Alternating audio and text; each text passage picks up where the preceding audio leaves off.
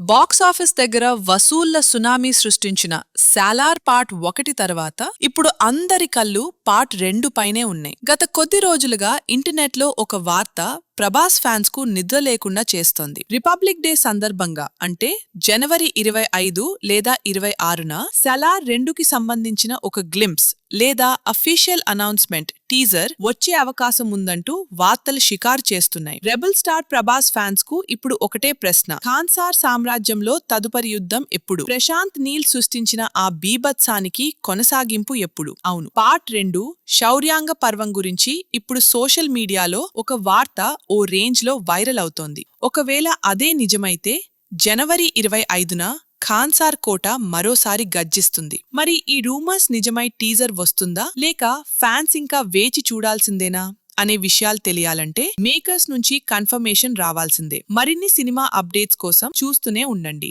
Bus Telugu news.